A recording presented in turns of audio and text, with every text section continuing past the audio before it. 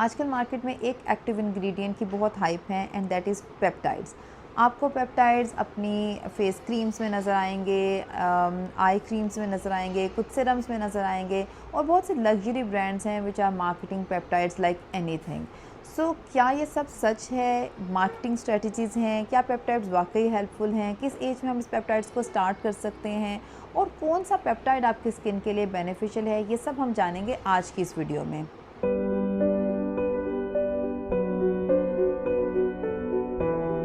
अगर हम पेप्टाइड्स की बात करें तो peptides are basically short chains of amino acids. Amino acids एक ऐसी चीज़ है जो कि आपकी जेल्स में या आपकी बॉडी में प्रोटीन का बिल्डिंग ब्लॉक है और हमारी स्किन में 3 तरह की प्रोटीन्स बहुत ज़्यादा इंपॉर्टेंट होती हैं जो कि आपकी स्किन का बेसिक स्ट्रक्चर बना रही हैं।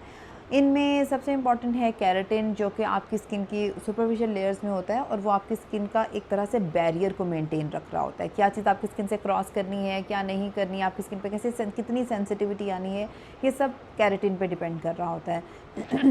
Then comes the collagen and elastin. Collagen और इलास्टिन का आपने नाम तो बहुत सुना होगा, लेकिन अगर आपको ये जानना है कि आपने किस तरह से अपनी स्किन केयर एडजस्ट करनी है तो आपको पता होना चाहिए कि कोलेजन और इलास्टिन कर क्या रहे हैं। कोलेजन फाइबर्स जो हैं वो आपकी स्किन की बेसिक फर्मनेस को मेंटेन कर रहे हैं, आपकी स्किन को एक स्ट्रक्चर प्रोवाइड कर रहे हैं, और इलास्टिन फाइबर्स आपकी स्किन की इलास्टिसिटी को यानी रिकॉइल को मेंटेन कर रहे हैं कि आपकी स्किन कितनी इलास्टिक है, कितना बाउंस बैक करती है। सो ये 3 प्रोटीन्स हैं जिसके जो बिल्डिंग ब्लॉक्स हैं वो अमाइनो एसिड्स हैं, और वो अमाइनो एसिड्स डिफरेंट पेप्टाइड्स में होते हैं जिससे हम क्या क्या फंक्शंस अटेन कर सकते हैं। हम इससे आपकी स्किन का बैरियर मेंटेन कर सकते हैं, आपकी स्किन को फर्म रख सकते हैं ताकि आपकी स्किन यूथफुल लगे, प्लम्प लगे, और आपकी स्किन इलास्टिसिटी मेंटेन रखे यानी वो बिल्कुल लूज़ और सैगी ना हो जाए।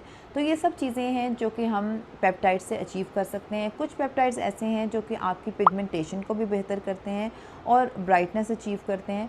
सो these are the main functions of peptides. अब आपको ये आसानी होगी कि अगर आपको ये इंडिकेशंस हैं या आप चाहते हैं कि आपकी स्किन फर्म लगे, यूथफुल लगे, उसमें फाइन लाइंस कम हो जाए, एंटी एजिंग बेनिफिट के लिए, तो आप पेप्टाइड्स को चूज़ कर सकते हैं।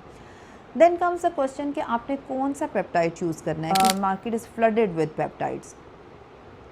आपने वो पेप्टाइड यूज़ करना है जो कि आपकी स्किन के लिए बेहतर होगा, जो आपकी स्किन की टाइप के लिए, आपके इश्यूज़ के लिए बेहतर होगा। मार्केट में जो कॉमन पेप्टाइड्स अवेलेबल हैं उसमें पामिटॉयल, ट्राईपेप्टाइड एंड टेट्रापेप्टाइड शामिल है। मार्केट में जो कॉमन पेप्टाइड्स अवेलेबल हैं उसमें पामिटॉयल ट्राईपेप्टाइड एंड पामिटॉयल टेट्रापेप्टाइड्स हैं, एसिटाइल हेक्सापेप्टाइड्स हैं, then there are copper peptides जो कि अवेलेबल हैं। अब आपने इसमें से किस तरह से सिलेक्ट करना है। सो आपने just don't fall for marketing strategy, और आपने ये नहीं समझना कि पेप्टाइड्स जो हैं वो बोटॉक्स इन बॉटल हैं या फिलर्स हैं। सो ये रियलिस्टिक एक्सपेक्टेशन रखते हुए आपने पेप्टाइड्स को बाय करना है। जो कॉमन चीज़ें आप पेप्टाइड्स में देख सकते हैं वो ये हैं कि they should be very non comedogenic, ये एलर्जी फ्री होने चाहिए। अगर आपकी ड्राई स्किन है तो ये क्रीम फॉर्म में होने चाहिए, अगर आपकी ऑयली स्किन है तो ये सीरम फॉर्म में हो सकते हैं। इसके अलावा ये किसी ऐसी कंपनी के होने चाहिए जो कि एक ट्रस्टेड ब्रांड हो। So these are the things which you can see before buying a peptide product. So जब आपने पेप्टाइड बाय किया है, so now you should be knowing कि आपने पेप्टाइड को यूज़ किस तरह से करना है। पेप्टाइड एक ऐसा इंग्रेडिएंट है जो कि आप मॉर्निंग में भी यूज़ कर सकते हैं और इवनिंग में भी यूज़ कर सकते हैं। इवन आप इसे रेटिनॉल के साथ कंबाइन भी कर सकते हैं। अगर आप इसे मॉर्निंग में यूज़ करते हैं तो आपकी रूटीन ऐसी होगी कि you would apply a cleanser, then you would apply a peptide serum, even you can tone up after the cleanser, यानी आप क्लेंजर के बाद एक अच्छा टोनर लगा सकते हैं, उसके ऊपर आप पेप्टाइड लगा सकते हैं after obviously drawing your face. जब आपने पेप्टाइड इस्तेमाल किया और उसके ऊपर आप सनस्क्रीन लगा लें। नाइट में अगर आप यूज़ करना चाहते हैं तो आप नाइट में भी यही रूटीन होगी, क्लेंज़र के बाद आप पेप्टाइड सीरम लगा लें और उसके बाद मॉइस्चराइज़र लगा लें। अगर आप इसे रेटिनॉल के साथ यूज़ करना चाहते हैं तो आप ये कोशिश करें कि आप मॉर्निंग में पेप्टाइड लगा लें और नाइट में रेटिनॉल लगा लें। और अगर आप इसे विटामिन सी के साथ कंबाइन कर रहे हैं तो कोशिश करें कि आप मॉर्निंग में विटामिन सी यूज़ कर लें और नाइट में पेप्टाइड्स यूज़ कर लें। और ये भी हो सकता है कि अगर आप रेटिनॉल 2 से 3 दिन इस्तेमाल कर रहे हैं तो बाकी दिनों में रिकवरी वाले जो डेज़ हैं उनमें आप पेप्टाइड्स यूज़ कर लें। कुछ पेप्टाइड्स आपको पोस्ट प्रोसीजर भी लगा सकते हैं, जैसे अगर हम आपकी केमिकल पील्स करते हैं, माइक्रो नीडलिंग्स करते हैं या कोई लेज़र प्रोसीजर्स करते हैं तो उसके बाद आप रिकवरी के तौर पे पेप्टाइड प्रोडक्ट्स लगा सकते हैं। So that's how you can use peptides. Peptides आपको किस एज में शुरू करने चाहिए, क्योंकि पेप्टाइड्स आपके फाइन लाइंस रिंकल्स को ट्रीट कर रहे हैं, तो आई वुड नॉट सजेस्ट कि आप इसे 20s में स्टार्ट कर लें, आप इसे मिड 20s के बाद शुरू करें। और अगर आपको लगता है कि आपकी स्किन जो है it has lost its elasticity, firmness और फाइन लाइंस आना शुरू हो गई हैं, तो आप इसको you can use this product. के अलावा इम्पॉर्टेंट चीज़ ये है कि आप इसे प्रेगनेंसी में यूज़ कर सकते हैं या नहीं। तो येस, पेप्टाइड एक ऐसा इंग्रेडिएंट है जो कि प्रेगनेंसी सेफ़ है, बट स्टिल क्योंकि प्रेगनेंसी में स्किन बहुत ज़्यादा सेंसिटिव हो जाती है, तो आप अपने डर्मेटोलॉजिस्ट से अपनी स्किन एनालिसिस करवा लें और उनसे पूछ लें कि आपकी स्किन पेप्टाइड के लिए सूटेबल है या नहीं। 2 से 3 कॉमन मिसकंसेप्शंस हैं, कॉमन क्वेश्चंस हैं जो बहुत से लोग मुझसे पूछते हैं। So let's clear this misconceptions. Number 1, क्या पेप्टाइड्स और कोलेजन क्रीम्स सेम हैं? जैसे कि मैंने आपको बताया है कि पेप्टाइड्स बिल्डिंग ब्लॉक्स हैं और कोलेजन एक बिग प्रोटीन है। सो आइडियली जैसे एक ऑब्वियस बात है कि जो पेप्टाइड्स हैं वो छोटे मॉलिक्यूल्स हैं, वो deeper in the skin penetrate कर जाएंगे। जब वो deeper in the skin penetrate करेंगे तो वो सेल को सिग्नल देंगे, मैसेजेस देंगे और वो सेल अपना रिपेयर स्टार्ट कर देगी, कोलेजन इलास्टिन फाइबर्स की प्रोडक्शन शुरू कर देगी। तो ये डीपर लेवल पे काम करते हैं, मैसेजेस प्रोवाइड करते हैं आपके सेल्स को।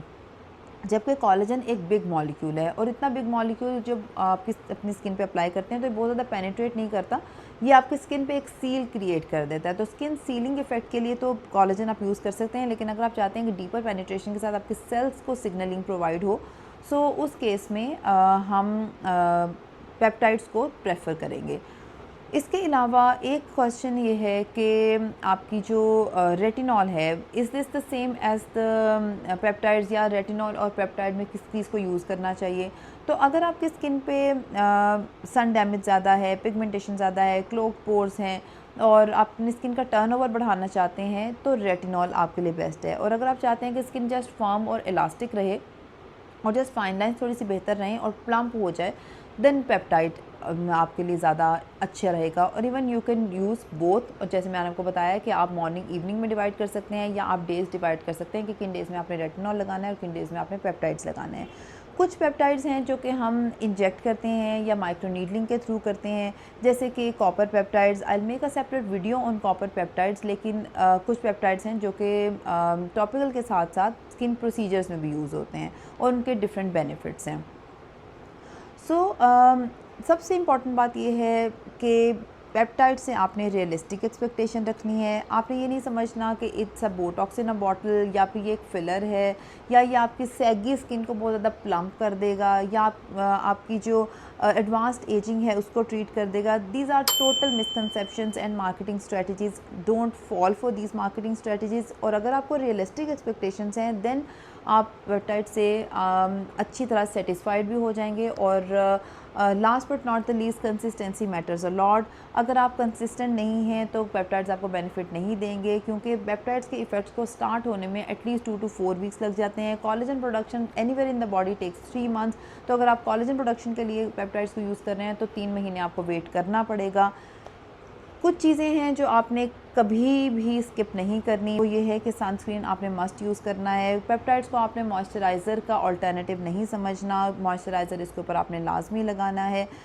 पेप्टाइड्स को आपने रेटिनॉल का भी सब्स्टिट्यूट नहीं समझना। सो अगर आपको रेटिनॉल की ज़रूरत है तो आपने रेटिनॉल भी लगाना है टर्नओवर को बढ़ाने के लिए, because peptides are not going to increase the turnover of your skin. Peptides को आपने जो है वो कोई अनरियलिस्टिक एक्सपेक्टेशन पेप्टाइड से नहीं रखनी। इसके अलावा जो है आपने, अगर आपकी स्किन पे कोई एक्टिव डर्मेटोसिस है, एक्जिमा है, सोराइसिस है, आपकी स्किन जो है वो एक्नी प्रोन है, तो आपने पेप्टाइड्स को एक तो यूज़ नहीं करना, और अगर आप यूज़ करना चाहते हैं तो आपने बहुत सीरम फॉर्म यूज़ करनी है ताकि आपके पोर्स मज़ीद क्लॉग ना हो। So this is all about peptides. अगर आप स्टिल कंफ्यूज्ड कि आपने अपनी स्किन टाइप के अकॉर्डिंगली कौन सा पेप्टाइड बाय करना है, you can comment in the comment section, you can tell me your skin type and your concerns, and I can make a separate video depending upon the skin type and specific peptide according to the skin type. So just subscribe to this channel for more informational videos, and Allah Hafiz.